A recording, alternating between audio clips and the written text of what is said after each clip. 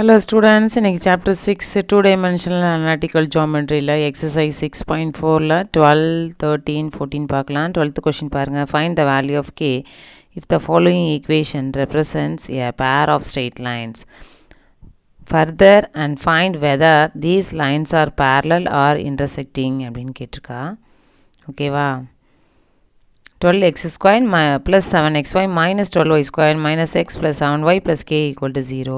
12x square plus 7xy minus 12y square minus x plus 7y plus k equal to 0 என்ற சமன்பாடு இரட்டை நேர்கோடுகளின் சமன்பாட்டை குறித்தால் k இன் மதிப்பை காண்க.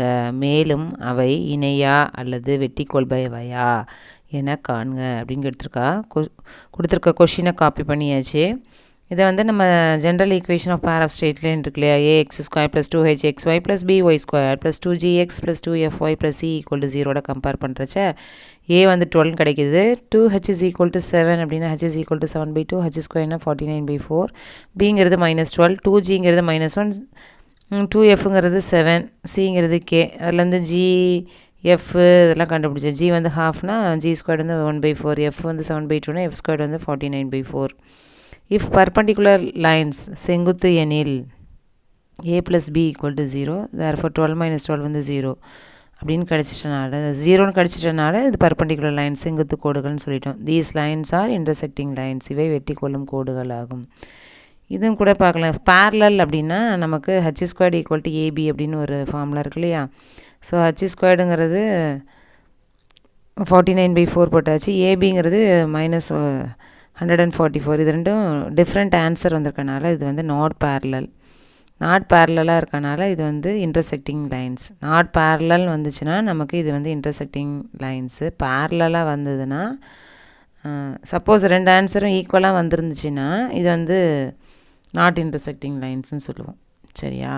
இது வந்து நாட் பேரலல் இணை அல்ல, அதனால் இது இன்டர்செக்டிங் லைன்ஸ். அதனால் இந்த கோடுகள் வந்து வெட்டி கொள்ளும் கோடுகள் அப்படின்னு சொல்லிடலாம். சப்போஸ் இது பேரலல்னு சொல்லி ரெண்டும் தோடைய ஆன்சர் ஒன்றா வந்திருந்தா இது வந்து வெட்டி கொள்ளாது, நாட் இன்டர்செக்டிங் லைன்ஸ்னு சொல்லுவோம்.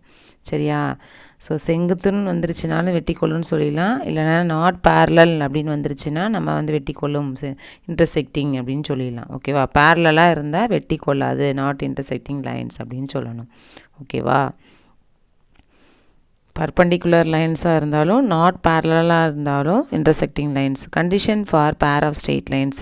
இரட்டை நேர்கோட்டிற்கான கட்டுப்பாடு பாருங்கள். A B C plus 2fgh minus af square minus bg square minus ch square equal to 0. இந்த ரிசல்ட்ஸ்லாம் காப்பி பண்ணியாச்சு. ஏபிசியில் அந்த வேல்யூ போட்டாச்சு. மாதிரி 2 இன்ட்டு fgh போட்டாச்சு. Minus a, so -12 into f square வந்து 49/4 போட்டாச்சு. மைனஸ் போட்டுட்டு பியோடது வந்து -12 அப்படின்னு போட்டாச்சு. ஜியோடது பார்த்தீங்கன்னா 1/4 அதுவும் போட்டாச்சு. சிங்கிறது கேவா -k போட்டுட்டு h ஸ்கொயர்டுங்கிறது 49/4 ஈக்குவல் டு 0. ஸோ இது எல்லாத்தையும் மல்டிப்ளை பண்ணுறச்சு -144k. அது ஒரு 2 கேன்சல் ஆகிடுது. ஸோ 7 இன்ட்டு -1 இன்ட்டு 7 மல்டிப்ளை பண்ணுறச்சு -49/4 கிடச்சிரும். ஓகேவா? டிவைடில் இல்லை 2 2s 4 இருக்குது. அது மாதிரி 12 இன்ட்டு 49 வந்து -588/4. இது minus into minus plus 12 1s 12, so 12/4. இது -k into 49 -49k/4 equal to 0ன்னு போட்டாச்சு. இது ஃபஸ்ட்டு ஒன்றில் மட்டும் நமக்கு டிவைடடில் 4 இல்லை, மீதி எல்லாத்துலேயும் 4 இருக்கனால 4ஓட அதை மல்டிப்ளை பண்ணுறச்சா -576k. மீதி எல்லாத்துலேயும் 4 இருக்கனால அப்படியே ஆட் பண்ணிட்டு போயாச்சு. இந்த 4 வந்து கிராஸ் ஆகிறச்சு அது 0 ஆகிடும். ஸோ அந்த 576ஐயும் 49 ஆட் பண்ணுறச்சு -625k. அதுக்கப்புறம் இந்த -49 -588 ப்ளஸ் 12 பண்ணுறச்சு -625 ஈக்குவல் டு 0. ஸோ இது அங்கிட்டு போகிறச்ச ப்ளஸ்ஸாக மாறிடுது. இந்த கேயோட வேல்யூ வேணும், அதனால் அது மல்டிப்ளிகேஷன் இருக்கனால டிவைடில் வந்துருச்சு அந்த நம்பர். 625 / 625 கேன்சல் ஆகிடுது. அந்த மைனஸ் இருக்கனால -1. தேர்ஃபோர் கேயோட வேல்யூ -1 கிடச்சிருச்சு. ஸோ அந்த ஈக்குவேஷனை காப்பி பண்ணிவிட்டேன். அதுக்கு கேக்கு பதில் இந்த -1 ரீப்ளேஸ் பண்ணிடணும், அவ்வளோதான். தேர்ஃபோர் த ஈக்குவேஷன் வந்து 12x square plus 7xy minus 12y square minus x plus 7y minus 1 equal to 0. அடுத்த கொஷின் பாருங்கள். For what value of k does the equation 12x square plus 2kxy plus 2y square plus 11x minus 5y plus 2 equal to 0 represent two straight lines. 12x square plus 2kxy plus 2y square plus 11x minus 5y plus 2 equal to 0 என்ற சமன்பாடு இரட்டை நேர்கோட்டின் சமன்பாட்டை குறித்தால் kயின் மதிப்பை காண்க. So அந்த கொஷினை copy பண்ணியாச்சு. General pair of straight line அதையும் காப்பி பண்ணியாச்சு. இதோட கம்பேர் பண்ணும்போது ஏங்கிற இடத்துல 12, 2h is equal to 2kனா h is equal to k, பிங்கிறது 2, சேம் சைனாக இருந்தால் ப்ளஸ் ஆப்போசிட் சைனாக மைனஸ் ராமா. 2gங்கிறது 11, தேர்ஃபோர் g வந்து 11/2, 2f வந்து -5, therefore f is equal to -5/2, cங்கிறது 2. Condition for pair of straight lines இரட்டை நேர்கோட்டிற்கான கட்டுப்பாடு abc + 2f gh minus af squared minus bg squared minus ch squared equal to 0. af squared minus bg squared minus ch squared are அந்த டிட்டர்மினன்ட்குள்ள all high school girls have a beautiful face, go for cinema. எல்லாத்தோட first letter அங்கே எழுதியிருக்கோண்டாமா. all a have h have a all high school girls g அதுக்கு have a beautiful face, go for cinema. So போனதில் வந்து நான் first ஃபார்முலாவை use பண்ணி போட்டிருக்கேன். இப்போ இது செகண்ட் ஒன்றில் இந்த டிட்டர்மினன்ட் ஃபார்முலாவை யூஸ் பண்ணி போட்டு காமிக்கிறேன். உனக்கு எது கன்வீனியன்ட்டோ நீ அந்த ஃபார்முலாவில் நீ போடலாம். சரியா? புரியுதா? ஏஹெச்ஜிங்கிறது ஆல் ஹை ஸ்கூல் கேர்ள்ஸ், அதோட first letter. Have a beautiful face, have H, பியூட்டிஃபுல்க்கு பி, ஃபேஸ்க்கு F, go for cinema G, ஃபாருக்கு எஃப், சினிமாக்கு சி. ஓகேவா? ஸோ இந்த ஏஹெச்ஜியை காப்பி பண்ணியாச்சு. அடுத்து ஹெச்சு வந்து கே போட்டாச்சு.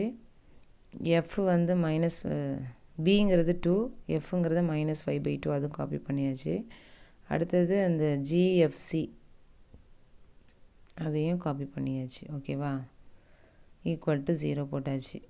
ஸோ நம்ம அந்த மேட்ரிக்ஸ் எக்ஸ்பேண்ட் பண்ணோம் இல்லையா, ஃபஸ்ட் ரோவை மேட்ரிக்ஸில் அந்த டிட்டர்மினண்ட்டில் போடுவோம் இல்லையா, அந்த கான்செப்ட் படி நம்ம வந்து எடுத்து எழுதியாச்சு. இது நல்லா தெரியும் தானே உங்களுக்கு, 7th சாப்டரில் நிறைய சம் போட்டிருக்கோம் இல்லையா. ஸோ அது மாதிரி போட்டாச்சு.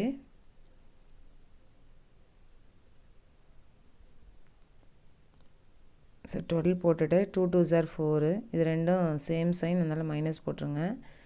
5 5s are 25, 2 2s are 4, therefore 25/4 போட்டாச்சு.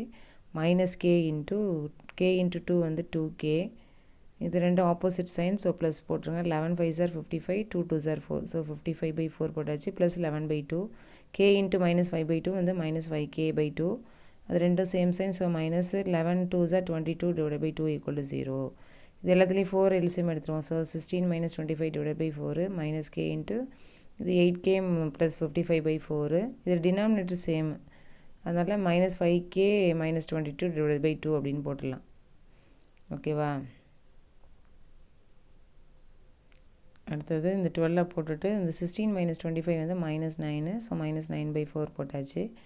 இது -k உள்ள விட்டு மல்டிப்ளை பண்ணுறச்சா -8k² வந்துடும். -k இன்ட்டு அந்த 55 -55k / 4 போட்டாச்சு. 11 இன்ட்டு -5k வந்து -55k, 11 இன்ட்டு -22 வந்து -242 அந்த 2 2s are 4 போட்டாச்சு. எல்லாத்துலேயுமே 4 இருக்குடாமா, அதனால் நியூமரேட்டரை அப்படியே எழுதிடலாம். அந்த 12 இன்ட்டு அந்த 9 மல்டிப்ளை பண்ணால் -108 -108, மீதியெல்லாம் அப்படியே காப்பி பண்ணிடுங்க. சரியா? ஸோ 8k² இருக்குது, -8k² ஃபஸ்ட்டு போட்டுருங்க. அந்த -55k -50k வந்து -110k, -108 -242, அதை ஆட் பண்ணுறச்சா -350 ஈக்குவல் டு 0 அப்படின்னு கிடைக்கிது. இது டிவைடட் பை -2 பண்ணுறேன். So 4k² + 55k + 175 equal to 0. Quadratic ஈக்குவேஷனாக இருக்கனால ஃபேக்டரைஸ் பண்ணுறோம். 20 × 35 வந்து 700, ஆட் பண்ணால் நமக்கு 55 கிடைச்சிரும். கோஃபிஷியன்ட் வந்து 4 இருக்கனால 4ஆல் டிவைட் பண்ணுறோம். சரியா? இது 5 2s are 20ங்கிறனால k + 5, அது 4k + 35 equal to 0. k + 5 equal to 0னா k equal to -5, 4k + 35 equal to 0னா 4k equal to -35, therefore k is equal to -35/4.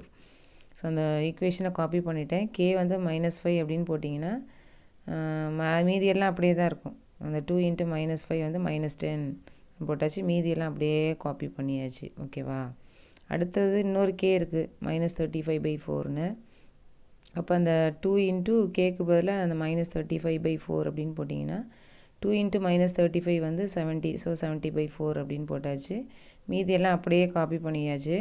But அந்த டிவைடடில் அந்த ஒரு இதில் 4 இருக்கனால த்ரோ அவுட்டு எல்லாத்துலேயுமே 4 வேணும்.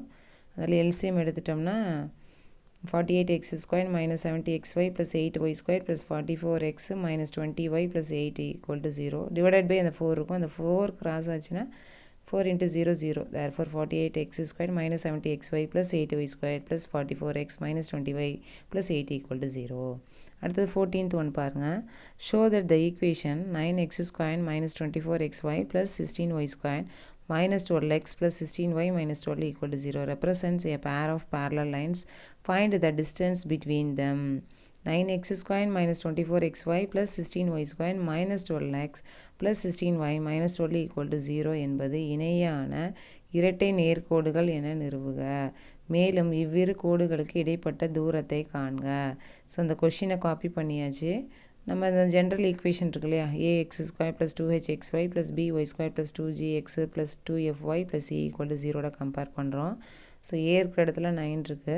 2h is equal to -24 அப்படின்னா h is equal to -24/2 therefore -12 அப்படின்னு கிடைக்கும்.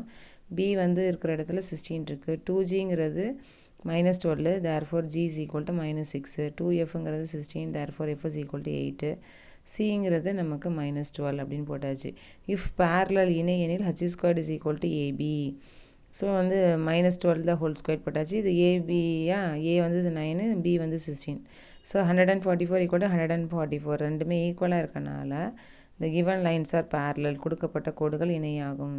பேரலாக இருந்தால் அது வந்து என்னது, நாட் இன்டர்செக்டிங் லைன்ஸ், வெட்டி கொள்ளாது அப்படின்னு சொல்லிடலாம். டிஸ்டன்ஸோட ஃபார்முலா பார்த்தீங்கன்னா 2 × √g² - ac / a × a + b. 2 போட்டாச்சு. ரூட்டுக்குள்ளார g² வந்து 36 மைனஸ் ஃபார்முலாவில் மைனஸ் இருக்கு போட்டாச்சு. ஏசி, ஏங்கிறது 9, சிங்கிறது -12. ஸோ 9 × -12 போட்டாச்சு. டிவைடில் a × a + b. ஏங்கிறது 9, a + b, ஸோ 9 + 16 அப்படின்னு போட்டாச்சு. ஸோ 2 × √36, அது -9 × -12 வந்து +108 டிவைடட் பை 9 × 9 + 16 வந்து 25. ஸோ 2 × அதை ஆட் பண்ணுறச்சு 144 டிவைடட் பை 9 × 25. ஸோ 2 போட்டாச்சு. 144க்கு ரூட் எடுத்திங்கன்னா 12, 9க்கு ரூட் எடுத்திங்கன்னா 3, 25க்கு ரூட் எடுத்தால் 5, 3 4s are 12ன்னு டிவைட் பண்ணியாச்சு. So 2 4s are 8 divided by 5. therefore distance தூரம் 8/5 யூனிட்ஸ் அலகுகள். இதில் வந்து இந்த கொஷினில் கேட்கல செப்பரேட் ஈக்குவேஷன், இருந்தாலும் நான் அந்த parallel கொடுத்துருக்கனால இதுக்கு எப்படின்னு உங்களுக்கு போட்டு காமிச்சிட்டேன். ஸோ அந்த கிவன் கொஷினை நான் காப்பி பண்ணிட்டேன். அதில் இருக்க குவாட்ராட்டிக் ஃபேக்டரை எடுத்துக்கோங்க, சரிங்களா. நான் அதாவது நம்ம parallel சம்முக்கு நம்ம செப்பரேட் ஈக்குவேஷன் கேட்காதனால நானே ஃபைண்ட் அவுட் பண்ணியிருக்கேன், சரியா. இந்த குவாட்ராட்டிக் ஃபேக்டரை எடுத்துப்போம். ஸோ 9 × 16 மல்டிப்ளை பண்ணுறச்சு 144x² y². நமக்கு மல்டிப்ளை பண்ணால் அது வரணும், ஆட் பண்ணுறச்ச -25 வரணும். ஸோ -12xy × -12x போட்டிங்கன்னா -24xy கிடச்சிரும். -12xy × -12xy பண்ணால் நமக்கு 144x² y² ஆட் பண்ணுறச்ச -24xy கிடச்சிரும். கோஃபிஷியன்ட் வந்து 9x² இருக்கனால 9x² டிவைட் பண்ணுறீங்க. அப்போ 3 3s are 9, 3 4s are 12ங்கிறனால 3x - 4y, இதுவும் 3x - 4y. ஸோ இது வந்து சேமாக இருக்கனால 3x - 4y தான் ஹோல் ஸ்கொயர்னு போட்டாச்சு. ஸோ அந்த கொஷினை காப்பி பண்ணிடுங்க, சரியா. அந்த ரிமைனிங் இந்த xy இருக்கு இல்லையா, அதில் நம்ம அந்த ரூட்ஸ் மாதிரி வர்றதுக்காக ஃப்ரேம் பண்ணுங்கள். அதில் வந்து -4 வெளியில் எடுத்திங்கன்னா 3x - 4y கிடைக்கும். அதாவது -4 × 3x - 12x -4 × -4y வந்து +16y -12 = 0. ஸோ இந்த குவாட்ராட்டிக் ஃபேக்டருக்கு நமக்கு 3x - 4y தான் ஹோல் ஸ்கொயர்னு போட்டாச்சு. -4 × மீதியெல்லாம் அப்படியே காப்பி பண்ணிடுங்க. இந்த 3x - 4y இருக்குல்ல, அது இசட்னு எடுத்துக்கோங்க. அப்போ இது z² ஆகிடும். -4 × இது z மாறிடும். -12 = 0. ஸோ நமக்கு இந்த குவாட்ராட்டிக் ஃபேக்டரை வந்து சால்வ் பண்ணுறச்ச நமக்கு ரூட் வந்து 6 2s are 12, -6ல் 2 போச்சுன்னா -4. ஸோ z - 6 × z + 2 = 0னா z = 6ன்னு ஆகிடும். z + 2 = 0னா z = -2. இந்த z-ஓட வேல்யூவை நம்ம அந்த லெட்டர் எடுத்துக்கிட்டோம் இல்லையா, அதில் கொண்டு போய் போடுங்க. 6ன்னு போடுங்க, அப்புறம் -2ன்னு போடுங்க. therefore 3x - 4y -6 = 0. 3x - 4y சைனை சேஞ்ச் பண்ணி நீங்கிட்டு வரச்ச +2 = 0. இதுதான் அதோட செப்பரேட் ஈக்குவேஷன், தனித்தனி சமன்பாடுகள். 3x - 4y -6 = 0, 3x - 4y + 2 = 0. Thank you students.